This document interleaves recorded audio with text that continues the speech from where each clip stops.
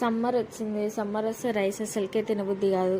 So rice తోటి కొత్తగా ఏమన్నా ట్రై చేద్దామని పుంటికూర రైస్ చేశాను. ఒకసారి ఎట్లా చేయాలో చూడండి, మీరు కూడా చేసి ట్రై చేయండి. చాలా టేస్టీగా ఉంటుంది, మళ్ళీ మళ్ళీ చేసుకొని తినాలనిపిస్తుంది. ఒకసారి చూడండి ఎట్లా చేయాలో.